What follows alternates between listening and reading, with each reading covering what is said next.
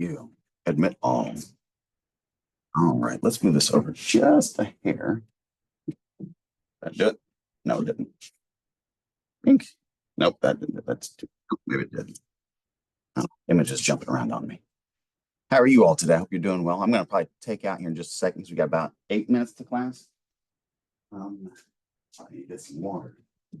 All I had today is 1 cup of coffee, but I got to sleep in, which is really nice. So we're about 8 minutes out. This is policing.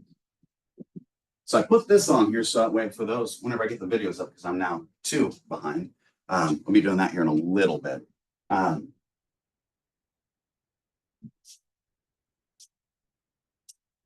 So if you watch the video after the fact, when you start it up, you'll know, okay, I can watch the next 8 minutes or I can skip ahead 8 minutes when everything starts. Hey, it's going good. How are you? Pretty good, pretty good. Thinking about things. It's one of those dangerous things. Yeah, it's very dangerous. We were talking last class about incitation and that kind of stuff. We didn't really mean to. We're talking about attempts and I was listening to your class on Monday online. Yeah. But I would have came up here. I was dead tired. Oh, I get it. I get it. That's the whole reason why that's there. I mean, also assuming that you put the video up on there too, because no, I haven't yet. I plan on going back because I like passed out halfway through. I haven't yet. I'm 2 behind now, and so I'll start uploading those in the next couple of hours. I said that last time, but what ended up happening is I had that organization stuff out, and it had a little bit of a nightmare. Plus, I'm having a bit of a personal nightmare at home. And so it's like, oh, that's well, it's crazy. But in terms of problems, there's good problems and there's bad problems. And my favorite thing is to use problems to leverage other problems. The enemy of my enemy is my friend, right? Yep. And so you figure out the positives and negatives and what directions you can move them and use them for what good you can. That kind of thing, because it's all about doing the good. It's like that's the really hard thing because that thing's all over the place. Today we're talking about, we were in history, but what were we talking about in here?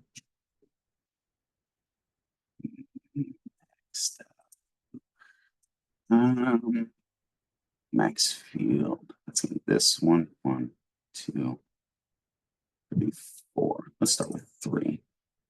I don't remember where we were at. Size and scope, municipal policing, agencies, Homeland Security. I know what we'll talk about. Organization stuff, industry. Let me look back at what is this one? Oh, this is where we're at, quasi-military style, bureaucracy. Okay, we have to talk about that. CompStat, that kind of stuff. Then we need to talk about organizations and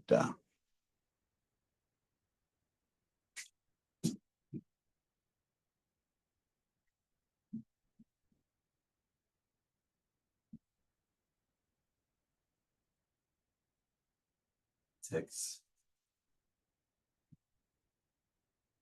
Let's go. And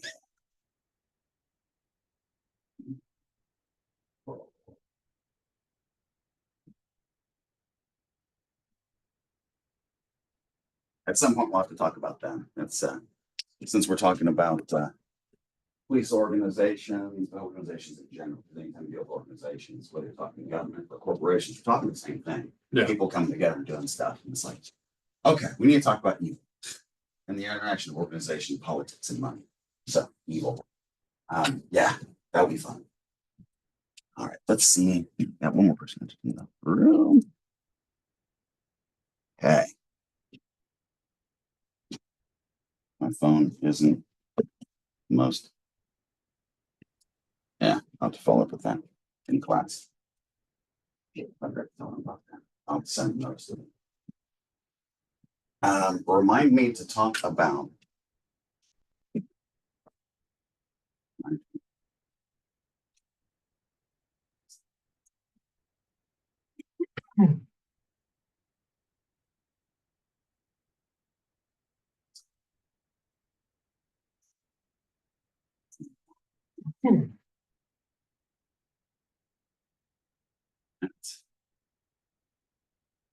I don't remember.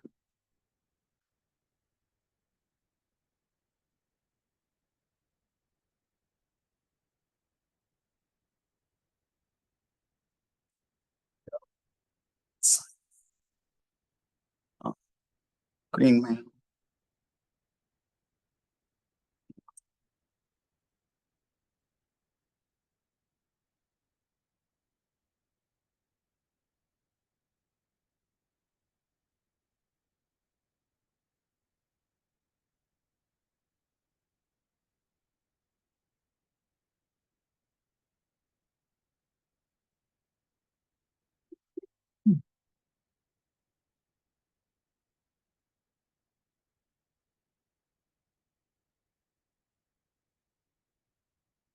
Okay.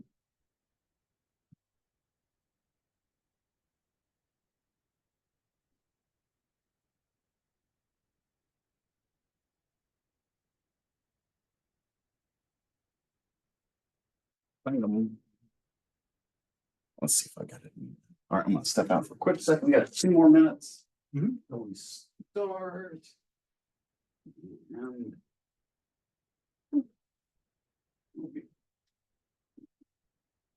Right.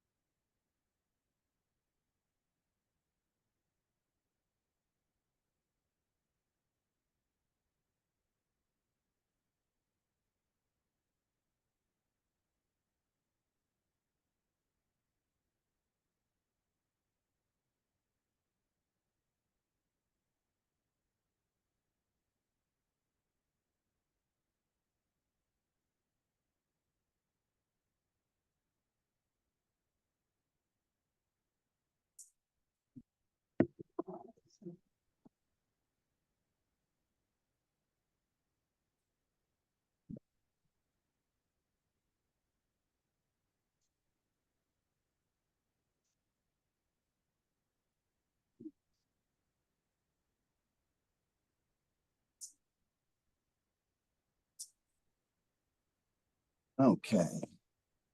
Boom. Mm-mm-mm. Oh, so we have. Oh, it's actually time right now. Okay, so everyone's in here. Excellent. So today we are talking about policing, like always. I like it. Okay. I'm going to quote a guy I heard online because I really liked what I heard there. And we'll see what you guys think about it. It's a military guy from Vietnam, the older guy. He was talking about society. He's like, it's always really interesting to see how people view the police, because you know, you have people who view it like, yeah, they're just a normal person. Yeah, you know, you need to give them respect. So it's like positive and then neutral, it's normal person. And then you have the negative where it's the, you know, picketing, fuck the police kind of thing. It's like, it's always interesting to see the people who want to say that as soon as something happens, first thing they do is run to the police. It's one of those things, the dynamics here is authority and how you interact with things. You're going to see that across, well, this entire discipline, just huge amounts of authority. I mean, you got the authority to potentially give and take, right? Everyone's got that one. It's the authority to give and take to some degree with maybe impunity, right? That if someone's going to try to kill someone, I can kill them first. Everyone has it to some degree. It's just these are the people who are expected to do so because they're taking the field in it. That authority thing varies a lot. I know the plugins on this side are there. That's a bit of a stretch. I'm just gonna charge it up. And so we start talking about organizations. Keep in mind that well, everything that you know about organizations still exists. That as you move up, there's that tendency to look up and basically recognize authority and follow. Right? It's a really, really dangerous element in society and people in general that you'll find in society that varies. People don't always vary. They might vary depending on what specific topic you're dealing with, maybe who. Sometimes that's a little scary. That one is scary. Who they're dealing with. But that interaction with authority, compliance, and that kind of stuff, because someday you have to get along with others.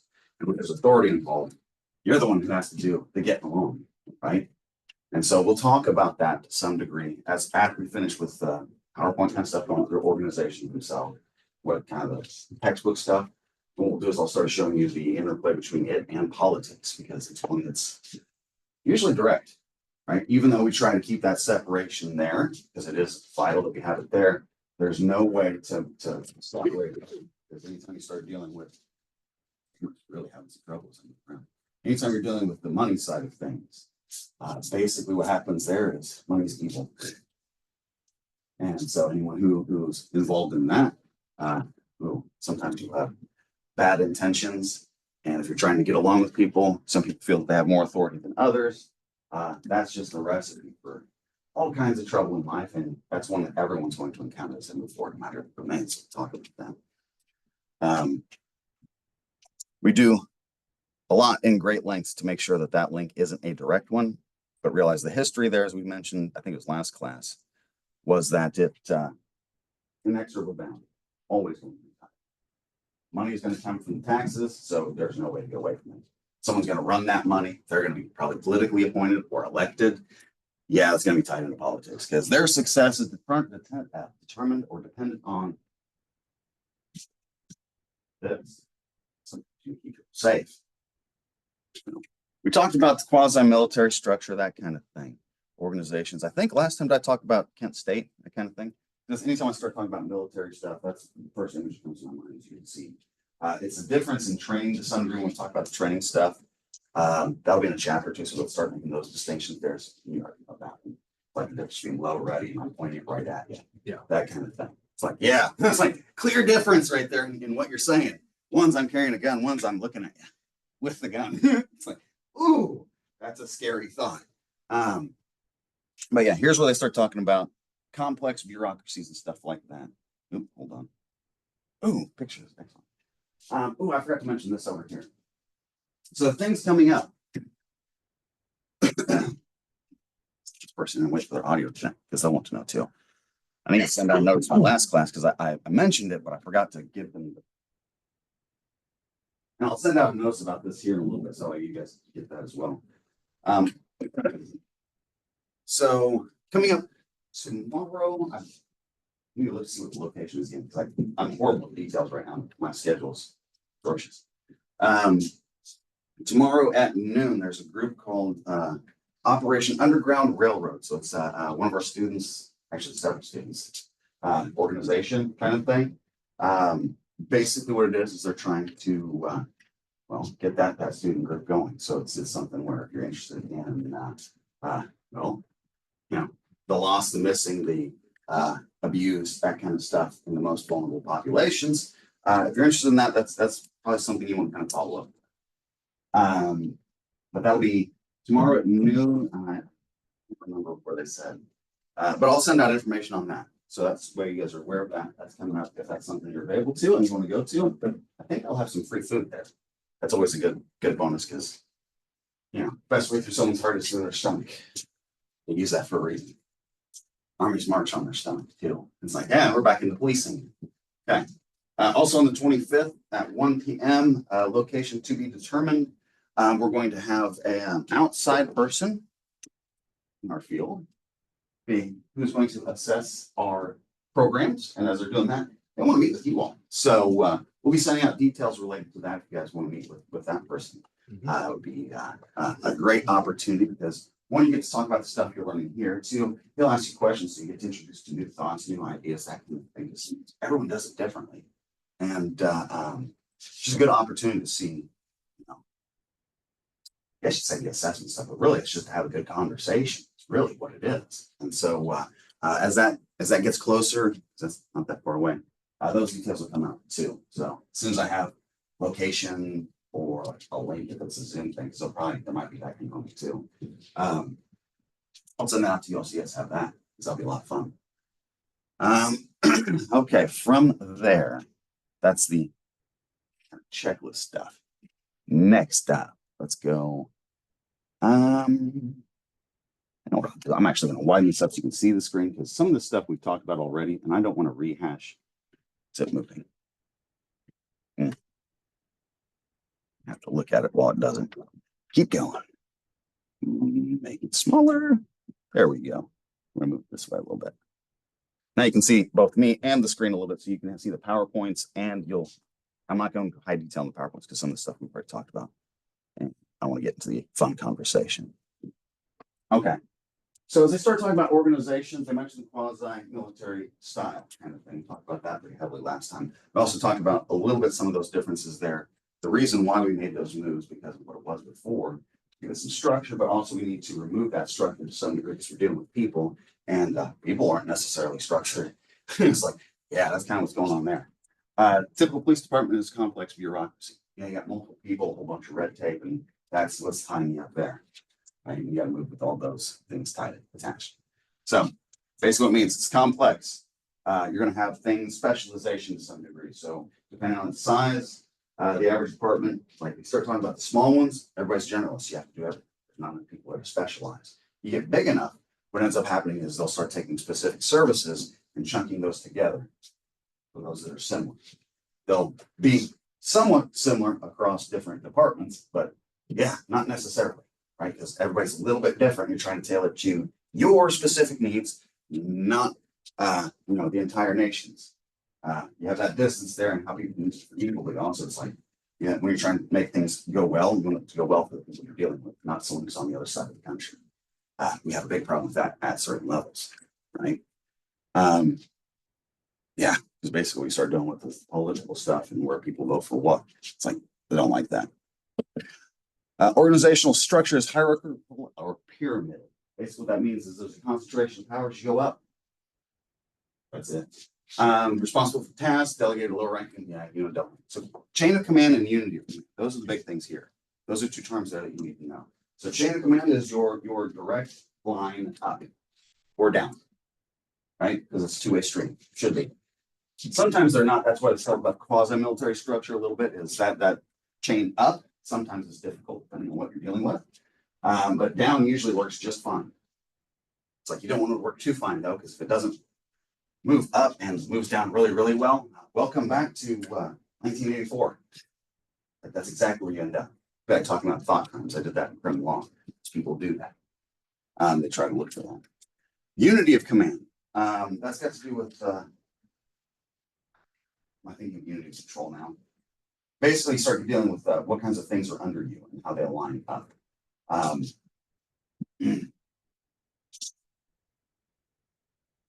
Yeah. Trying to think that's it. Unity. Yeah, that's got it. That's it. These are third concept. That's the only two I can remember already. So we'll just run with that for now. Written rules and regulations, that's so you have structures, policies, procedures that people can know.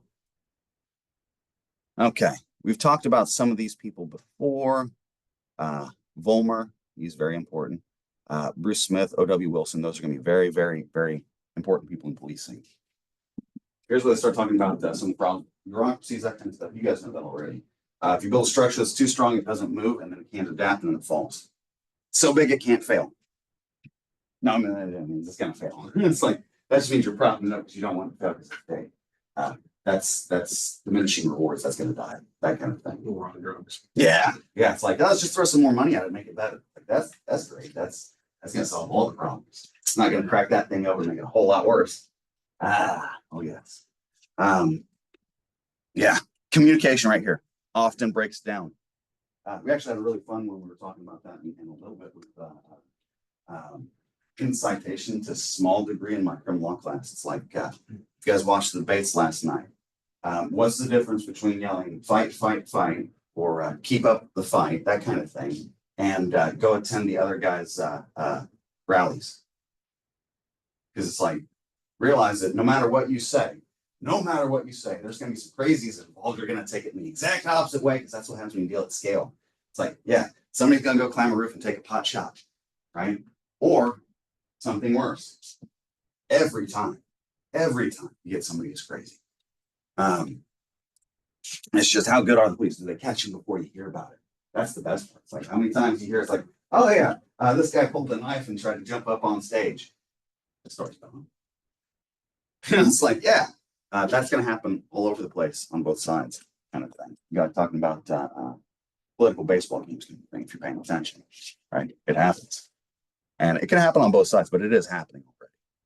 It's like, yeah, like you said, the guy climbing on the roof taking a pot shot. I mean, cops already knew about him. They had apparently had several calls about him the weeks leading up to that. Yeah, they knew he was on scene for hours flying a drone around. They knew that he was trouble for days leading up. They were aware that he was on the roof and was using a rangefinder hours beforehand. What was it, half an hour beforehand, something like that? When was it that they first started wondering if he had a gun, kind of thing? It's like, yeah, how long is that? And they knew in advance that that roof is close enough that it's what got me with that much faith. You'll notice it here.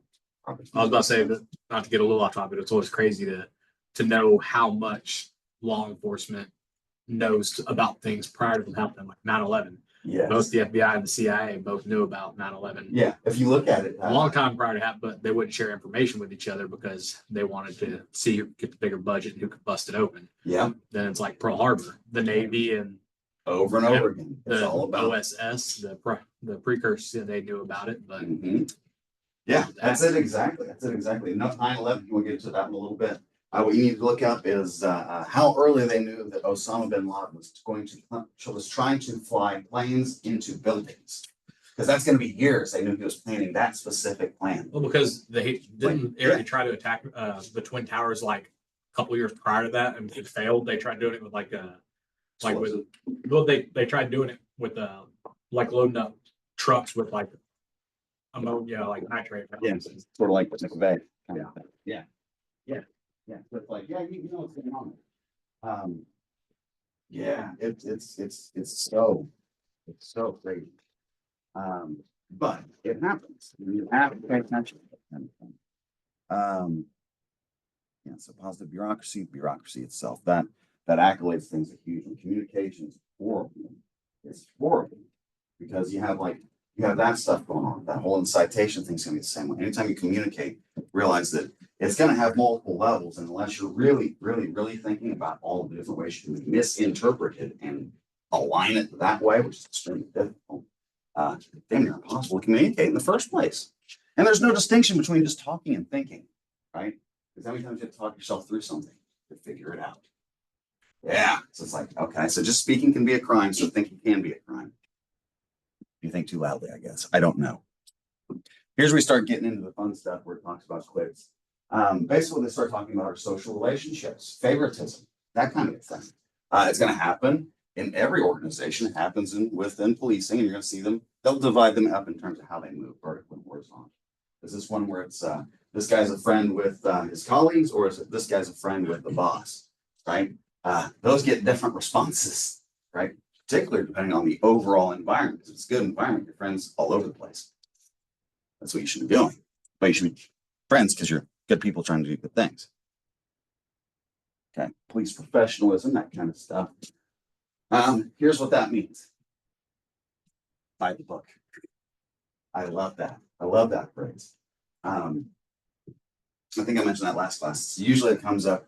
The most time I get to use that is when at the beginning of the semester when someone, do I need to buy the book? It's like, you do not feel that. Yes, go buy the book. Do you need to purchase the book? Oh, I misunderstood. It's usually what I do. Yeah, buy the book. Formal controls over behaviors of police officers. That's what it does. You want to have some level of formal control because you want them to stay professional. It's a job. It's not personal, right? It's like firing someone. I'm sorry, I like you, but there we go. Right? Not easy, particularly if you're dealing with, people who've been regularly risking their lives at certain points in time. Because that's going to come with this job too. Whether or not they actually do it or not is the question. Yeah, they might just say they're doing it. But if you find what it is, you still have to do that because that happens too. Ooh. Community policing. So we talked a little bit about this already. Big movement that you're trying to work that social side. Remember, we're a people, we have a structure, we're a social structure, right? Realize that that's social and structure. I'm going to go politics because I think it's funny. If you pay attention to that, what you'll see is historically, one side's more social, one side's more structure. And those things flip around a little bit. And it's not necessarily people, sometimes it's their ideas, but really what it is it's whoever they're placating to. It's got nothing to do with who they really are. Most of them liars, right? They're lawyers. That's politics. Decentralization, deformalization, despecialization, delayers. Yeah, get closer to the people. And that's all they're saying. Get away from the structure to some degree, closer to people. You've got to have the structure, but you have to have the people. They are what balance each other out, right? They're what gives you the authority. They're the ones you have to use the authority upon. That's it. That's the dynamic there. The closer you are to them, the more danger it is that you're going to get to know them and want to treat them differently because you know them. Whether good or ill, both of those are wrong, right? I like you. I don't want to punish you. Okay. I don't like you. I want to punish you. Yeah. Don't act on that because that's that professional side. Task force. They talk about that there. I think I mentioned that last time. Task force are a common way to address short-term issues, kind of things, or particular efforts. Like if there's going to be some new effort, we're going to throw some money towards something. Or the federal agencies are having some problem over here. They're going to start to try to address that. They're going to set up a task force. This is going to be in this specific area related to that specific thing. We're going to pull in the local police kind of thing, and that's what it is. We'll enact structure. Structure. Okay. Now that we're on task, let's get it done. And to some degree, that does. CompStat, compare stats. I always have a hard time remembering exactly what CompStat stands for because I start thinking computer statistics. Because that's exactly what you're starting to do. Basically, what happened is in about the 80s, computers came through and we got all these measures. We even calculate manually. We don't have to do that anymore. That's really nice. Yeah, that might be wrong. It might not be short for compare stats. They might be wrong. That happens a lot. That's that Overton window thing. If you're not familiar with that, you should go look up that thing. If I remember correctly, it's the Overton window. That's where you have some specific set of knowledge. And so you need to see where people are stupid in general, right? It'd be like the guy who runs prisons at the federal level. Literally what it stands for, comparative statistics. Yeah. So yes. I couldn't remember. But it's like, hey, you always have to question and stuff too. It'd be like, here's an example for that Overton window thing. The guy who ran it was all federal prisons. The main guy who's in charge of it. They had him before Congress a couple of years back, and it was I can't remember the guy's name. I can remember he was blue. I can see his face, but I can't remember his name. I'd have to go look it up. He asked the guy because he was kind of grilling. It's good. He's like, "What is the average size of the solitary confinement cell?" And the guy's just like, he just starts throwing a number. 6 feet by 3 feet. You clearly just made that up. You don't know, do you? Didn't want to say, and that kind of thing. Should he know that? Hopefully, If he's got that question coming and knows it's coming, you should know it. If you don't know it's coming, I don't know, it's a big gear change kind of thing. So there's how we use those numbers and whether or not we actually use them is pretty important. You have to think about in this time frame, we start getting computers, realize all that stuff beforehand, they're having to kind of manually tally that to some degree. That's a lot of work. So now we've got a much easier way to start gathering those numbers en masse, on scale, over time, and compare across the places. Start getting a lot more information. That's sort of like what we do over in methods. If I want to know how hot the room is, if I have oh, there's no gauge on here. How hot is this room? Well, I feel hot. I'm going to start going around and asking everybody. Right now, you find out, is it really hot in here? Okay, wait a second. They're all sweltering on the corner. That's a hot spot over there. Now we're into it. Right? Hot spot, please. Here, we'll talk about what this does is it clarifies missions, goals, and values. Why? You got numbers now, you can give a structure to it. To some degree, because you're dealing with statistics. Realize that on the methods front, if you've taken that, you already know it's academy got this information. It's useful. Quantitative and qualitative are the two types of data, right? It's going to mirror the issues that we see over here with like the community-oriented policing. We were really good at quantitative, so we know how to count. Sometimes we have trouble adding things up, but we can count some of the time. It takes me about 3 times.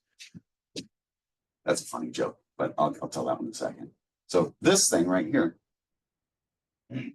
massive power, but it's numbers, okay? That community-oriented policing, that's all qualitative. How good is your relationship with the neighborhood? Okay, it's 3. How about, can we turn it up 1 louder? You get that one?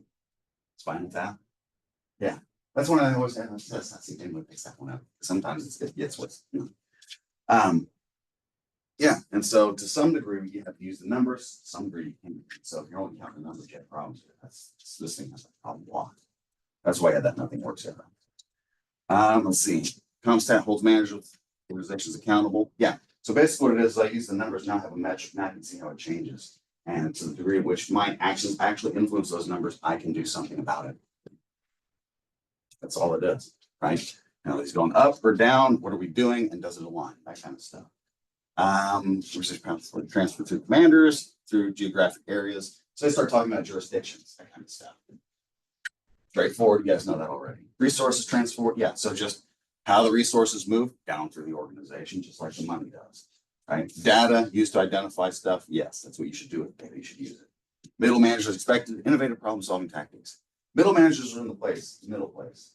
Whenever I talk about logic structures, that's why I like to be in the middle sometimes. Here in methods, what I told you is the logic structure between why, how, who, what, where, and when. Why is your purpose? That will drive everything. How gets it done? It's in the middle. It drives the who, what, where, and when. Right? Here it is right here, middle managers. They're expected to figure out how, because they're between the people on the ground who are doing the who, what, where, and when, and the bosses who are controlling the whys. Right?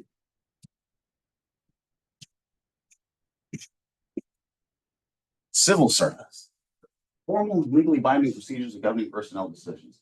Nearly universal. Purpose to ensure personal decisions based on objective criteria, not favoritism, bias, political influence. Civil service agency, police departments share responsibility for personnel. So here's when we start talking about hiring practices and that kind of stuff, because it's going to tie right back into this. You guys know that across all fields, for the most part, it's wrong to judge a book by its cover kind of thing. You judge the person by their abilities, their merits, that kind of stuff.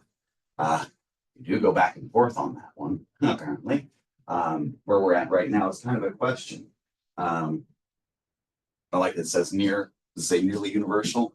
Can anyone think of an area where you wouldn't need this? I'm going to think of one that's way off topic. Don't answer that. Think about theater. Right? Why? You're going to have biases. You need to look a certain way. There's all kinds of reasons why you can find some of these specific rules that apply may not apply to you or a position. Right? So you have to be very clear with that stuff too when you get into one of these positions. For example, one that would not apply to you. We do not need to consider whether or not you have a disability. Right? you start having physical disabilities. You can still do most jobs, but sometimes there are jobs you can't do. Some policing jobs you can't do. Those are called bona fide. That's the word I'm looking for. It's just, if they don't mention it in here, I'll have to look it up. Basically, what it is, you start dealing with the interplays between these different policies, right? That's going to be the American Disabilities Act. So you can't make those decisions. But we have a job where you have to be up and you have to chase somebody and tackle them. Yeah, you can't really do that on wheels, that kind of thing. So it's like that's a real issue you have to address. And how do you do it fairly? It's not easy. Let's see how many more of these things are, because I'll get you to the real conversation. Okay, civil service. Here's where you go. So here's where they start talking about how policing works, because it's got a couple of different structures. It's a little bit different than most positions that people kind of consider. Usually whenever you go into a job or career somewhere, it's like, okay, I got hired in this position, it's a low level position. I'm going to work here until they finally decide that I'm good enough to move up or whatever, or that's my intention. Realize that here what they have is they have, really it's that seniority and rank kind of thing. How long have you been in a position and what is your actual rank? Because you can be in that position for as long as you want to some degree. There are people who like patrol and they'll never leave it, right? And so it's like, okay, so they're a specific position. It's like they're not moving up in the administrative structure. Are they still advancing? Yeah. What does that mean? Things move in different ways. Here they mentioned the rewards, seniority, status, rank, that kind of stuff. It's like rewards and status. I don't really like those. There you go. Civil service creates a number of problems, limits power. Yes, that's a good problem to have. You're listening as a problem. That worries you. Limits the opportunities and incentives for individual officers. Yes, favoritism. You need to keep it in balance. You're trying to find those balance points, those thresholds. It's not easy. The provisions for discipline makes it extremely difficult for chiefs to terminate bad officers or even discipline for performance. Okay. Some of that's going to be the structure itself, some that's going to be some of the other stuff like unions, things like that, because they'll have a weight. The social element is going to weigh in there. That's what they're saying here. So that social element comes back in the negative aspects of social stuff. Starts trickling back in. Okay. Police unions, here's where they talk about the unions kind of thing. Fraternal Order of Police, International Unions of Police Associations, Teamsters, that's kind of a general one. But the Law Enforcement League. You also have the International Association of Chiefs of Police kind of thing. I don't know if that's technically a union though, but you have all kinds of organizations like that. Whether or not they unionize and formalize in that way, realize that there's these, but you also have the social side, because there's a social element. Where you'll have other organizations that tie into whether these or just policing in general and that kind of stuff. So there's lots of different groups associated with them that have different social connections that all can do to some degree stuff like this. When you get into unions, they do it formally, though, collective bargaining, that kind of thing. What do I want to say? We'll go through the PowerPoint. I'll talk about it a little bit, I guess. That's for during conditions of employment and negotiations in 2 ways. Yes, that's good. Basically, you have some legal rights to form unions. Employers must recognize those unions. Employees have right to participate in negotiations. Employers are required to negotiate with unions, designate representatives. This is how it's set up. Basically, what happens here is you have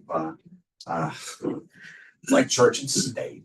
You really think about it in terms of times where you've seen something similar in history and how well it goes is it's like the development of medieval churches and kingdoms kind of thing. Who's in power? Is it the Pope or is it the king? Right? Because that's what you're dealing with right there. Is you have 2 masters. And if you don't follow those things, both, guess who's going to get crushed by the ladder? You're not going up that ladder. You're going to get smacked with it real hard. It's going to stand on you. So there's positives to the unions. You only have days off because of unions, right? There's a negative side too. People love power. Hate that. Okay. Grievances, procedures, due process, all that kind of thing. Typically what is happening is there's some skin in the game on both sides. It's like, I control the money. I control the positions. I control whether the work gets done. I can sit on my ass kind of thing if I want to. Then you have to find a reason to justify me to go through all that work. Right?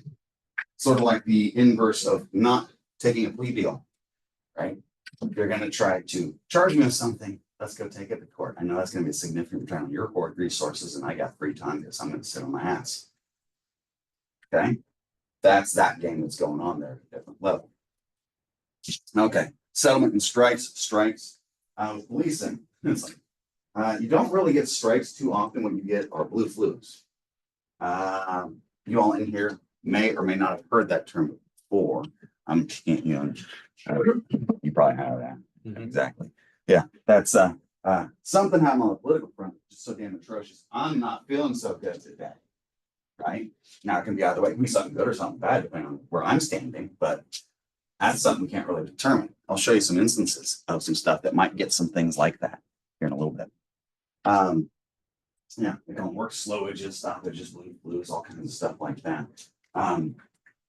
Yeah, choice is what we're dealing with here. It's always been choice. Everyone has a choice to do anything that they want. The whole point is we don't want to reduce people's choices. Here's where we start getting into the different ways that we reduce choices and why, kind of thing. So, is there a police unit you can tie into? Do you want to join? Here's why you would, here's why you wouldn't, that kind of thing. And it's an important thing to keep in mind. Why? These strikes are illegal. Improved salaries, benefits. These are more competitive. It's better for everyone to have that argument, right? Better have the argument than the force. That's Star Wars. Yeah, I don't know. Okay. Theories related to this. I don't remember these theories. Contingency theory and institutional theory. Contingency. Understanding structures and practice for organizations. That doesn't tell you. Underlying premise is the belief that organizations are created and structured to achieve specific goals such as crime control. Okay. Institutional theory.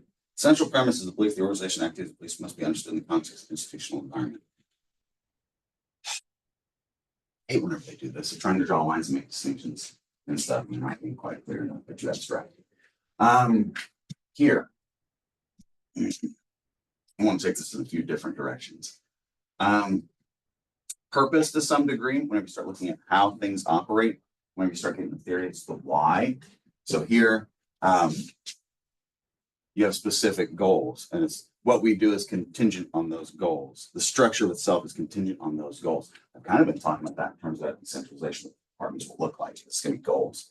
All right. Another premise is it's going to be understood in the context of the institutional environment. What's it look like on the inside? Right. I start talking about New York Police Department. That's a different thing than most anywhere else in the country. Right. Let's talk about like what would that be? Another huge city's police department, Chicago. Start running into similar things. Not the same one though, because it's going to be institutionally bound. It'd be like talking about stop and frisk, would be a more recent one. An older one, which we'll talk about later in the semester, will be Serpico. That's one you've probably seen a movie on. Yes, good. I assume that there's probably at least two of you have seen the movie. If you haven't seen the movie, it's a dramatization, but it's a real damn story. Those people really exist, and someone got shot in the face because they wanted to say something about something evil. That happens a lot. If you're going to say something good, be ready to be shot in the face. If you want to do something good, become a police officer, get ready to get shot in the face. All right. What's your reward for doing something good? No good deed goes unpunished. Your reward's a shot in the face. Get ready for something to come through your life at some point if you want to do good. Because there's a lot of evil out there. And when you find real evil, because if you've never found real evil before, I'll start showing you what that looks like. That shit is real. It's like you want to talk about real malevolence right there. Ooh, you'll know it down in your soul. When you see something like that, it's like, oh, I don't know what I could do just to respond to that. That kind of a thing. All right, organizations, resource dependency theory. It's dependent on your resource. Only a few studies have used this theory to understand police organizations. To obtain resources, must engage in exchanges with other organizations, so everything's tied together. Basically, what it is, they're saying is everything's all over the place. Here's the different ways we look at it. We look at it according to what we're trying to do, the institutions themselves, and everything that they're tied to. You need to look across all of those things to really understand it all at once. Nobody can do that because it's too much information. Welcome to the world of statistics. Yay. That's a methods lesson kind of thing. Okay, now I'll talk to you about some other stuff. Boom, this is going to be my email. This will be from me to me. I haven't touched this in a while because usually what I do is if I hear any good stories, I start adding to it. But every now and again, I'll go through and put them together so I can keep track of stuff. Has an attachment. We're going to say has the words. Police organizations. Let's see what it pulls out. Oh, well, hold on. There we go. Boop. Don't want to repeatedly forward to myself. Bink. Yeah, here we go. I'm going to show you some things. Okay, so I've not done this here locally in this state so much. I started at my last institution, kind of tied into the state a little bit. Working on that here eventually. We'll do some more stuff here. We'll start pulling in information. Some of these are stories just from all over the place, but we'll go into some more stuff that's a bit more specific, a bit more pointed, makes the point better. You'll see it here. I don't know how many of these are still working. I know I saved them as PDFs, but we'll see how many of these links still work. So this one's almost 10 years old. Nope, can't be found. This one doesn't give me a date. It's be about 10 years old. Can't be found. News, you gotta love it. They don't keep these things active forever. Ooh, that one's still live. Okay. That one. That one can't be found. The date on this other one is, you're not going to show it to me. It could find it though. That's actually pretty good. I saved it down here. All right. So a few years ago, we had some issues with defunding and that kind of thing. Politics weighing directly into policing. Directly. Right? Thought the whole point of this was to separate policing from politics because we need to have a true and just society that's free from political influence. Thought that was the whole damn point. But all of a sudden, we've got politics going on again, and they're saying we need to take that whole system that's independent, supposed to be independent, out of it. So is it that it's not independent? We need to get rid of it? Is it because that there's problems in society that we don't want to address? What is the deal there? I don't understand. The value of policing itself became a question. People couldn't answer what it actually, some people couldn't actually answer what is the value of having this as a function in society whatsoever, which means that there's a whole lot of stupid people in the world. That's a very blunt way, a very mean way of putting it. What it means is it's also really, really good. So what that means is, to some degree, it's not stupidity, it's naivety. They have not encountered real malevolence. They don't know that it exists, and they've not seen it in themselves. That's psychology for that last part. You should go suck that one a bit too. In this instance, it's like you're going to see some stuff that's not super nasty. Right? Because I didn't bring anything that's too nasty, but you can kind of start to see where those lines start to get drawn. This one's from 2020, but I'm going to go back down here and grab some of the ones I was trying to click at earlier. So that's going to be 2015. City manager takes back threat against funding. Let's go down here. I might not have gotten that one. There we go, right there. City manager takes back threat against police funding. This is 5 years ago, or 5 years, 10 years ago almost. City manager retracted a statement last week he would not recommend ballot measures to pay for more police officers until the city's police union fired its director. That's a direct violation of what you're not supposed to do. A direct violation. That's not like a backhanded conversation, a back alley room, some shit like that. That's right here. He's saying it publicly. He don't care. I have that power. Ooh. Okay. Now, is it that you have that power? Is it you think you can use that power? What should you do and what could you do? Those are two different things. Looks like they only want to answer one of those questions to begin with. After the political folly that came with that gaffe, tracking that statement, right? His statement made officers feel uncertain about the future and that I was penalizing them for the actions of the union's attorney. It pained him to hear the officer's reaction. He plans to propose ballot measures for public safety in 2017, whatever. Don't care about that. Statement came after the dubbed August 9th Darren Wilson Day. Group's face. Wilson was the Ferguson police officer who shot and killed black man Michael Brown last year. Okay, so that's an old one. That divergence in people and where they stand, is that getting worse or better?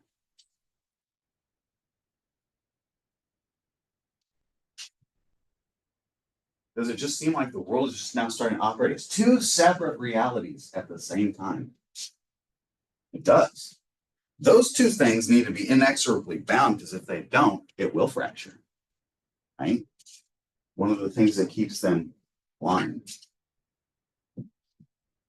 the system that handles the errors.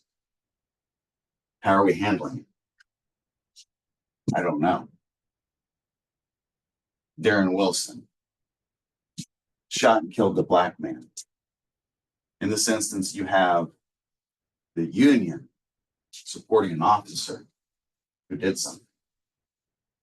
You have society wanting to see the loss of this life and wanting to see something good come of it. They think they know what that is, but they don't.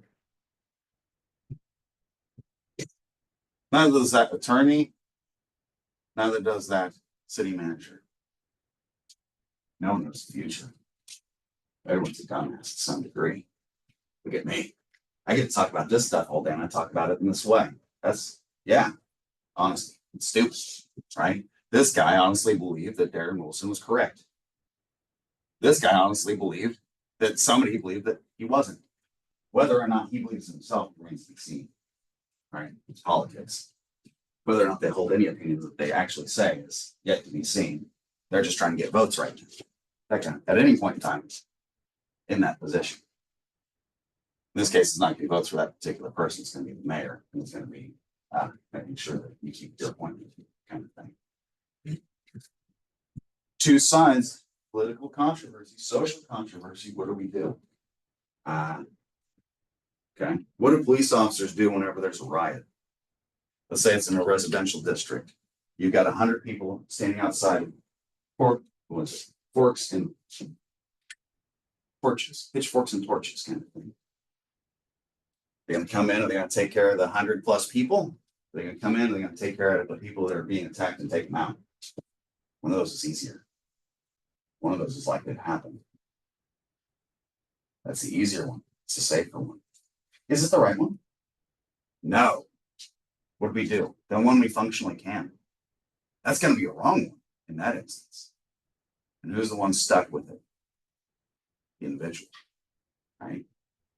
And you start to see where study's going wrong. You start to realize, hey, we got power. We start moving people around. Hey, and now we're doing it everywhere. After the fact, we've had court cases that make a definitive conclusion. So now we can actually make a statement as to whether or not Darren Wilson was justified in the shooting of Michael Brown. I will say yes. Of course he was. You got a man who's how big? How many hundreds of pounds? How tall? Trying to go for your gun? People are saying that wasn't the case at all.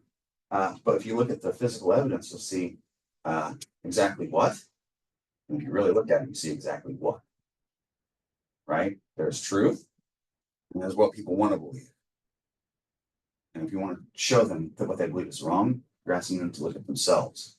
And they don't want to. No one wants to, I guess. I don't know. I'm still figuring that one out. Okay. So that's one. Who's right there? But that's the Times says that police union director, whoever it was that came out and supported this person. That's a dangerous thing because we don't have all the facts at that point in time. Who's willing to move in good faith? And in what direction? You're providing something positive or something negative. Now you're starting to see how things really are. Okay. That's one. Let's make that smaller so I can see what I had here again. All right. So that was the first one. Next one, Chicago Tribune, Watchdog, Harvey Sheriff audit. Let's see if that one's in there too. Annual budget, city manager, following shooting. No, we'll get to that kind of stuff. Budget. I'm gonna have to move this for a second. Funding the police. I can't. Nope, I can't find it. I must not have been able to grab that one. Yeah. That's sad because that one would have been a good one too. Crime. Richmond. I'll just go through these sequentially then. I'm actually following them. That's it. Harvey, right there. I'm just going to just leave that right there. You guys hear about that one? No. Why? commonality, maybe. I don't know. Not high profile, but hey, look at that. Federal police grant bought an SUV for a mayor. Okay, when you look at it, suburban mayor directed federal grant to buy $51,000 SUV for his use. It was earmarked for this. Harvey Mayor's potential misuse of grant funds won several concerns raised in the 62-page outside audit. She strongly recommends the city outside of law enforcement, such as the sheriff office, help Harvey investigate its cases, equip and train officers. Meaning that thing is so screwed. Get someone else in there to start over. Welcome to the show. All right. Toxic mix of violent crime, subpar policing. Audit delivered after settling lawsuits. Regularly mishandling rape cases. All kinds of evil there, guys. You don't want to process, you don't want to deal with rape cases, and you're taking money for your own personal use. That's kind of interesting, don't you think? Next one. Following a shooting, they spar over funding. That's the Richmond one. Yeah. One of the questions after shooting on the outskirts of whatever, whether they intend to increase patrols, which should also been the side. So we had a shooting here. Should we increase patrols?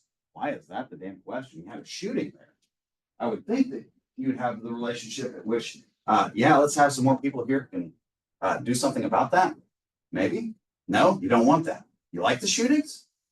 Do you like the shootings? I don't know. What's going on here? Splatter incident left a police officer, wounded, 28-year-old man dead. Police and witnesses said he fired on the officers. There's a lot of that happening. How many bullets do you have to take before you can fire back? 0. 0. Some people don't think that. Some people don't think that. Why? They want you to be shot first because they don't like you. At minimum, they don't think about it. That's what's going on there. Okay. Oh, that's an even better one. Use of local foundation allowed Baltimore police surveillance project to remain secret. This is on the secret side. So you have the public funding, then you have the donors. All that stuff you don't necessarily have to publicly disclose. And so what can it be used for? All kinds of things. This one that they started to do was 1984 in Baltimore. We're going to start surveilling all public areas and not let anybody know we're surveilling them. Anything you do can and will be used against you. How much money? Texas-based private donor supplied $120,000 for a city surveillance project.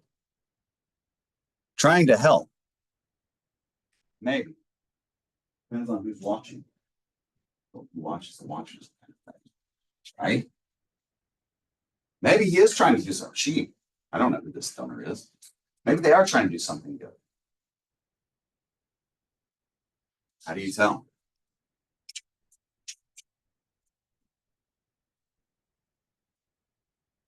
This one. Oh, that's operating budget. That's for you a few years ago. Blink, blink, blink. All right, this one right here. That's another defund. This is related to the more recent one, Black Lives Matter. Doing the same thing, same old song and dance over and over and over again. Are we about out of time? I can't see the clock here. Hold on 1 second. Yes, we are. All right, so we'll stop there. I'll pick up with that next time where I'll show you a little bit how budgets work a little bit in terms of organizations. They'll identify the structure of the goal, and you'll see how the teams fit into it in certain areas. With that, we'll finish this out next time and maybe even review for an exam or something. Let's see the chat here. Have a great weekend. Excellent. Yes. Make sure you guys do the same. I'll see you all on Monday. Make sure if there's any assignments or quizzes out there, you do that kind of stuff. I can't remember what I put out there. So good luck, Godspeed, and I'll see you on Monday. Bye. Have a good one. Yeah, probably. What is this? That's highlighter. That's not mine. It is now, though.